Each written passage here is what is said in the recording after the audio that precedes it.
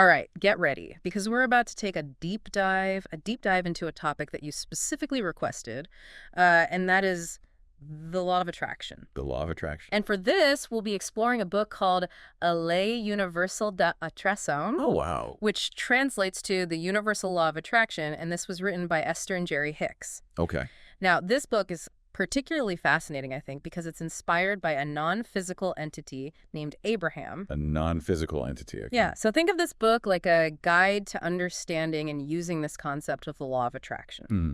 So get ready. We'll be uncovering how your thoughts might actually attract specific experiences into your life. Interesting. How emotions can be like your own personal GPS system guiding you towards your desires, and how you can potentially become a conscious creator of your own reality. So essentially, we're talking about the power of manifestation. Yeah, exactly. Manifestation, the law of attraction, it all kind of ties together. But this book in particular really lays out like a framework and specific steps. Okay, so like a practical guide to manifestation. Yeah, exactly. That's really interesting because I think a lot of people are drawn to the idea of the law of attraction, but they might not know exactly where to begin or how to actually apply it in their lives. Yeah, there are definitely a lot of misconceptions out there. Yeah. A lot of like oversimplification of the concept. Right, like just think positive and everything will magically fall into place. Exactly. It's definitely more nuanced than that. But that's why we're here, to do this deep dive and get into those nuances. Absolutely. So tell me, what is it about this concept, this law of attraction, that's always kind of intrigued you?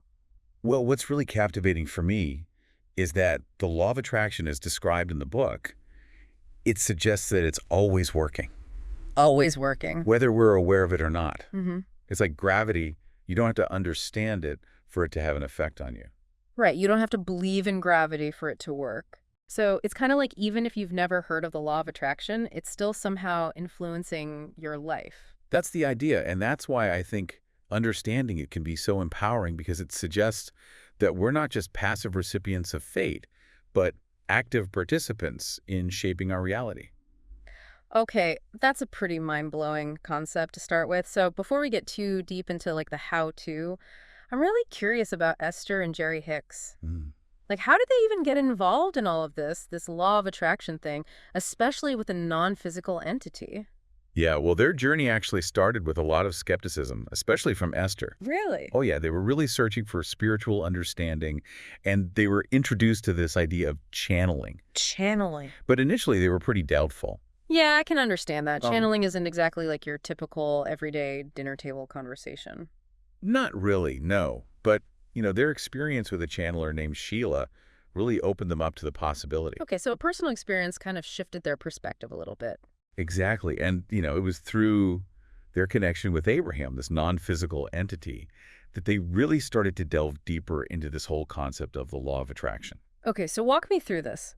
How does someone go from being skeptical about channeling to actually communicating with a non-physical entity? Hmm. Like, I'm picturing, like a dark room, swirling smoke, a crystal ball. Right, right. I think a lot of people have that kind of image in their minds, but it was actually much more subtle than that. Oh, okay. So initially, Esther communicated with Abraham through slight head movement. Head movements. Yeah, spelling out words. Can you imagine? I know, it's pretty wild. But eventually, it evolved into this rapid, involuntary typing. Wait, what? That's kind of freaky, but also fascinating at the same time. So they were like literally typing out messages from Abraham? Exactly. And, it's through these interactions, these sessions of channeling, they started to piece together the principles of the law of attraction. As described by Abraham. Yeah, exactly. So is this book like a compilation of their conversations and experiences with Abraham then?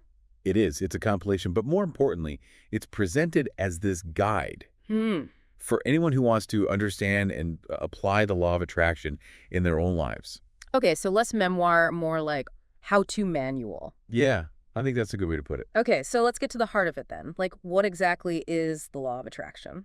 Okay, so in the simplest terms, the law of attraction states that like attracts like. Like attracts like. So it suggests that your thoughts, your emotions, your beliefs, they all emit a certain vibration. Mm-hmm. And that vibration attracts similar vibrations back to you. So it's like if you're constantly thinking negative thoughts, you're actually attracting more negativity into your life.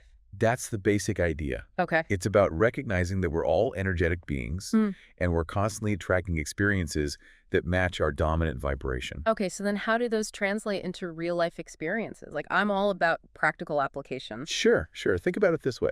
Have you ever noticed how when you're in a good mood, good things seem to happen? You might get a compliment, you find a parking spot easily, or have a chance encounter with someone you haven't seen in ages. Yeah, I can definitely relate to that. It's like when you're feeling good, the world seems to smile back at you. Exactly. And on the flip side, when you're feeling down, it seems like everything goes wrong. Right. You hit every red light. Spill coffee on my shirt. Exactly. Get stuck in traffic. It's like you're attracting those negative experiences because your energy is vibrating at a lower frequency. So it's not just about positive thinking then, it's about your whole energetic state. Precisely. It goes deeper than just thinking positive thoughts. It's about cultivating a positive vibration, Okay. which includes your thoughts, your emotions, and even your beliefs. This is making more sense. So we're all like walking magnets, essentially attracting experiences based on our vibrational frequency. Yeah. Okay, but if we can't physically see or measure these vibrations, how do we even know what kind of energy we're putting out there? That is a great question, and that's what we're going to explore in the next part of our deep dive. All right, I am definitely hooked. Can't wait to unpack this even further, so we'll see you in part 2. Looking forward to it. Okay, welcome back to our deep dive into the law of attraction. And last time we kind of left off with this cliffhanger. Oh. Like, we're all these energetic beings drawing in experiences that match our, our vibe. But yeah, but how do we even know what kind of energy we're putting out there? Right. If we can't see these vibrations, how do we know what we're attracting? Exactly. Well, this is where I think the book gets really interesting because they introduce the idea that our emotions are actually like an internal guidance system. Oh. They're like the feedback mechanism of the law of attraction. Okay, so it's not just about like thinking positive thoughts, it's about feeling positive. Exactly. The book suggests that positive emotions are an indication that you're in alignment with your desires. Like your vibration is matching what you want to experience. Yeah. Negative emotions, on the other hand, can be a sign of resistance. It's like you're pushing against the natural flow of energy.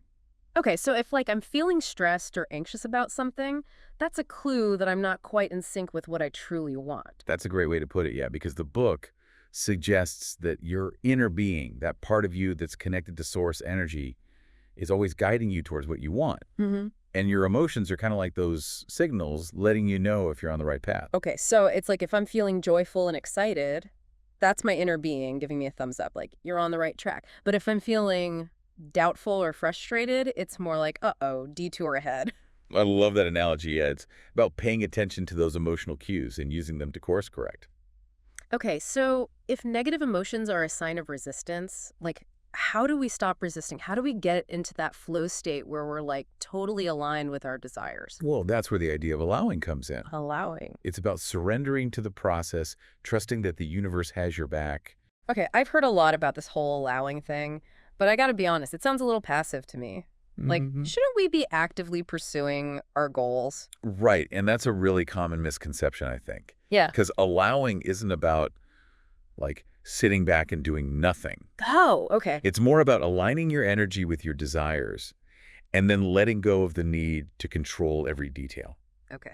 trusting that the universe will orchestrate the how and the when. So it's more like setting the intention and then letting the universe kind of do its thing? Exactly. The book actually uses this analogy of planting a seed. Okay. Like, you don't dig it up every day to see if it's growing right.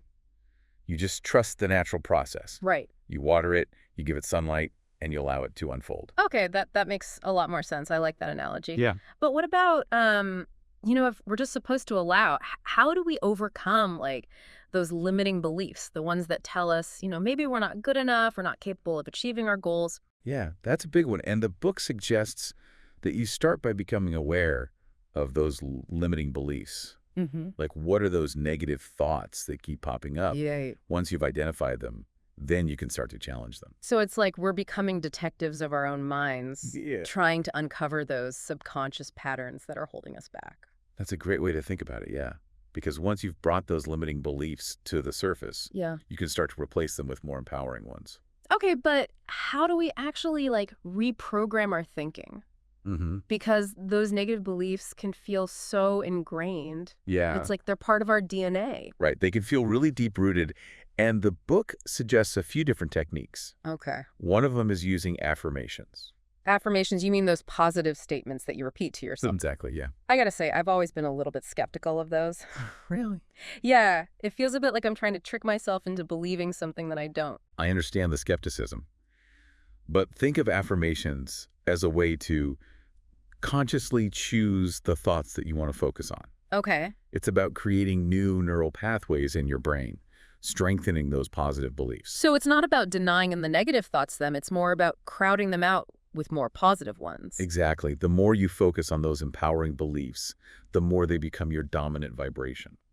This is making a lot more sense. I'm starting to see how all these pieces fit together. It's like we identify our desires, we pay attention to our emotional guidance system, allow the universe to work its magic, and then actively challenge any limiting beliefs that pop up along the way. Yeah, you got it. And, the book suggests that there's one more powerful tool that can really supercharge this whole process. What's that? Gratitude. Okay, I've heard a lot about gratitude. How does it tie into the law of attraction? Well, gratitude is like a high-frequency vibration. Okay. When you're feeling genuinely grateful for what you already have, you're radiating a positive energy, and that attracts more things to be grateful for. So it's like, by focusing on the good, you're essentially magnetizing more good into your life. You got it, yeah. Right. Because gratitude helps you shift your focus from what you lack to what you already have, and that shift in perspective can be incredibly powerful. This is all starting to make so much sense. Good, and glad. But I feel like we've only scratched the surface of this whole law of attraction thing. Like, there's so much more to unpack. You're right. There's always more to explore, and that's exactly what we'll do in the final part of our deep dive. Okay. We'll explore some of the nuances and maybe even some of the potential challenges of applying the law of attraction in real life. Okay. And we'll leave you with some practical tips for becoming a conscious creator of your own reality. I can't wait. See you in part 3. Welcome back to our deep dive into the law of attraction. We've been talking about this whole idea that we're all these energetic beings, attracting experiences that match our vibration. We talked about the power of thoughts, emotions, allowing, and gratitude. A lot to take in. It is. It's a lot, and you know me, I always have more questions. So I figured. So let's get into some of those nuances that I've been pondering. Yeah. There's always more to explore with the law of attraction. It's a concept that sparks a lot of questions and even some skepticism, which is healthy, I think. Yeah, totally. And that's why we're here having this conversation. So one thing I've been wondering about, how do we reconcile this law of attraction with free will? Because if we're all attracting experiences based on our thoughts and emotions, what about the choices that other people make? That's a great question. And it really gets to the heart of how the law of attraction works on an individual level. Okay. So while your thoughts and emotions create your reality, they don't necessarily dictate the experiences of others. Oh, okay. Everyone has their own free will, their own unique vibration that's shaping their own journey. Okay, so it's not like I can control somebody else's reality with my thoughts. Exactly. You're only responsible for your vibration, your energy, but you're not responsible for how others choose to experience their lives. Right. Think of it like this. Everyone has their own radio dial. Okay. Set to a specific frequency. You can only control your own dial.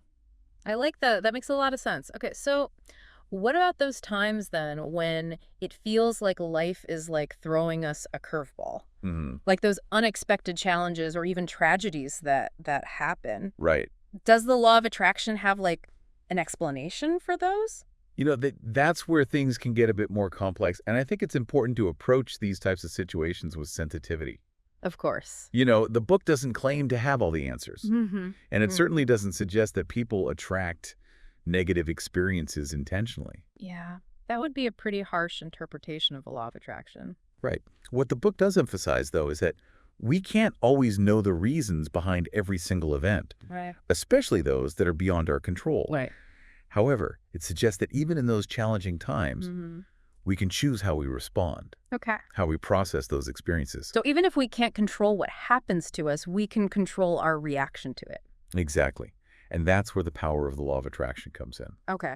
Even in difficult situations, you can choose to focus on finding the lessons, Right. on cultivating resilience, on shifting your energy towards healing and growth. That's a really empowering perspective, especially when we're dealing with the inevitable ups and downs of life. For sure. So, okay, we've covered a lot of ground here, but before we wrap up this deep dive, I have one more question, and I think it's one that a lot of listeners are probably wondering. Okay. What about those big, seemingly impossible dreams? Can we really manifest anything with the law of attraction? Well, the book suggests that your ability to manifest is directly related to your belief system. Okay. So if you have those limiting beliefs that tell you something is impossible, well, those beliefs create resistance, and they can actually block your desires from materializing. So it's not just about wishing for something, it's about truly believing it's possible? Exactly. And it's about aligning your actions with your desires.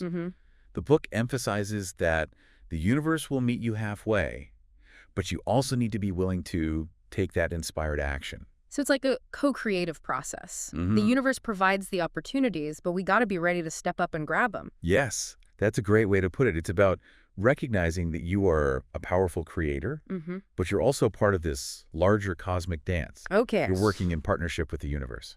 Wow, this has been such an incredible deep dive. Yeah, it has. I feel like I've gained like a whole new understanding of the law of attraction, not just as like a concept, but as like this powerful tool for shaping my reality. I'm so glad to hear that, the key takeaway here is that you are not a passive bystander in your own life. You are a powerful creator with the ability to attract those experiences that align with your deepest desires. This has been truly mind-expanding, and I know that our listener out there is feeling inspired to start applying these principles in their own life. I hope so. So before we say goodbye, what's like one final thought you'd like to leave with them? If your thoughts and emotions are shaping your reality, choose them wisely. Focus on what you want, cultivate gratitude for what you have, and just trust the incredible journey that unfolds. What a beautiful way to end our deep dive into the law of attraction. Yeah. And remember, listener, the power to create the life you desire, it lies within you. Until next time, keep diving deep.